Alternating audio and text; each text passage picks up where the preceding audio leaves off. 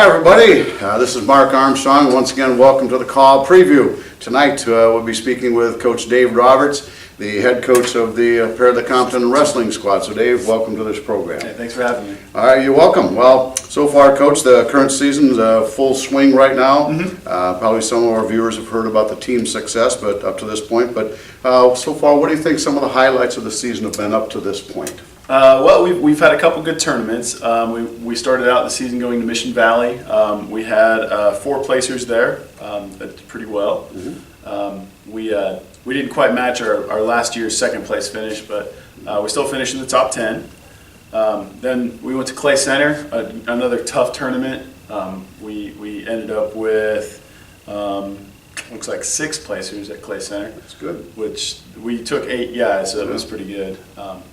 And then we finished up this last weekend at Rossville, and we finished with 5 placers out of the 7 kids we took, so that was a pretty good turnout. Again, we've placed top 10 all 3 tournaments, so you can't complain about that. We've had some pretty competitive guys, a lot of placers, so. And right now, I think you've got some injuries too. We're trying to recoup. Yeah, that's kind of the story of our season. Right now, we have 3 guys that are likely out for the next couple weeks. Braden Woodson still hasn't come back to us since being in an accident early on in the season, I guess before season. Hayden Robb got injured early, and he's been out. He's out for the next couple weeks. And then Gavin Monaghan is another guy that we're kind of missing right now. So missing our 26, our 220, and our 182 pounder. So we're got some holes to fill. All 3 of them would be pretty decent and maybe some absolutely, placers. Yeah. They've all placed, kids club or regionals, or they're all major contributors. Well, good. Sounds like a great start. So tell us a little bit about some of the wrestlers you have at the different weights and the type of success they've had and what you see in the future for them. Sure. Just give you a quick rundown. So our varsity 106 pounder is Dalton Cayley. So he's currently placed in 2 tournaments, and he's 6-6 right now. He's a senior this year. He qualified for state back in 2017, so he's got some skill set. Mason Bonmar, new freshman this year. He had a really strong middle school career, and now he's moved up to the high school. He's our varsity 113 pounder. And Mason has placed at the Clay Center tournament, so that was a really tough tournament, and he did really well there. Thad Metcalf has been kind of our anchor this year. He's been healthy. He's been placed in every tournament, so he's been our major point scorer so far for us. He's 138 pounds. He's out to a strong start. So he was another qualifier we had last year, state qualifier. And then Grant Roush, he just came back off an injury too. So again, story of his injuries here. So Grant. He's off to a 4-2 start. He took 2nd place at Rossville last weekend. That was his first time back in the saddle, kind of. So we have Mitchell Root at 145. Mitchell's off to a pretty good season. He's 2-5 right now. Then we have Grant Shaver.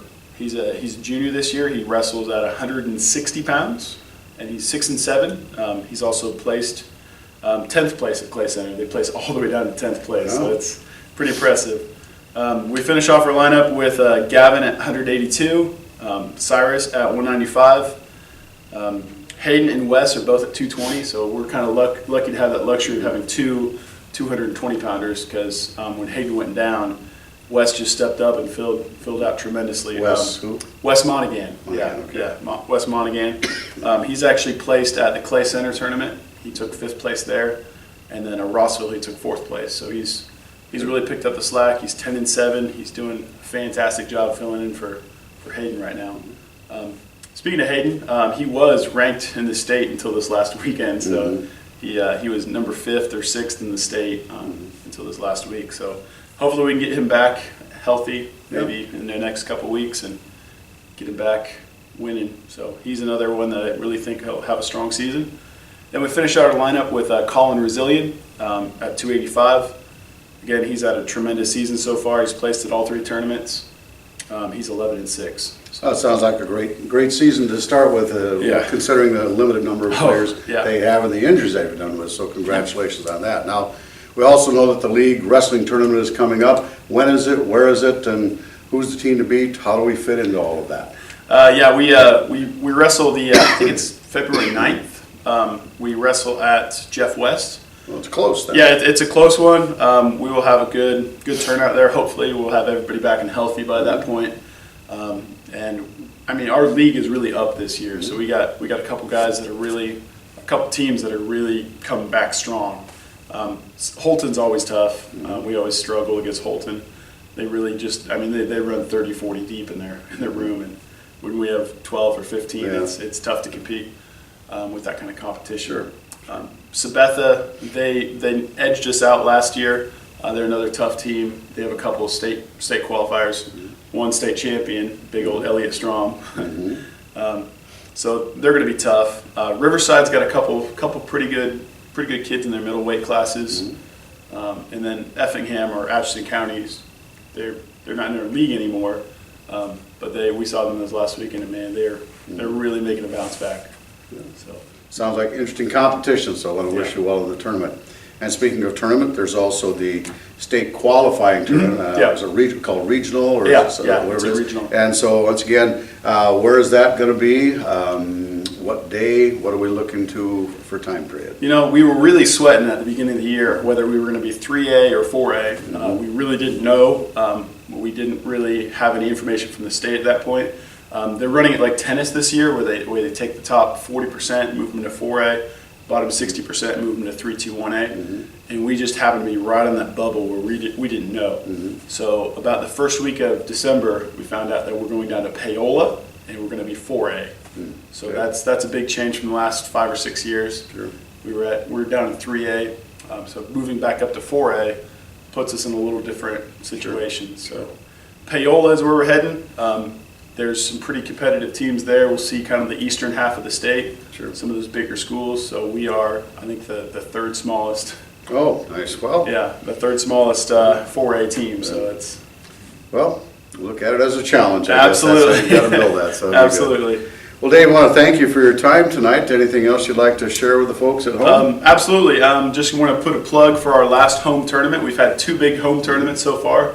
They ran tremendous. We have a double duel coming up on January 30th. So January 30th, 5 o'clock, we bring in Baldwin and we bring in Anderson County. Okay. So it'll be a true double duel. So we'll bring out the lights and bring out the smoke machine, do the introductions. I don't know about all that. No, but it's always fun to have home meets. I mean, Absolutely. in the past we haven't had many. Now this year we've had, what, 3? 3. And so that's really possibility maybe at a 4th. Yeah. Well, good. Yeah. We want to wish you well, and I hope things go well for the remainder of the season and Absolutely. finish strong. And that'll be a wrap for tonight, folks. I want to thank you again for paying attention tonight and watching the show, and we'll head on back up to the second half of the boys varsity basketball game. So have a good evening, and thank you very much.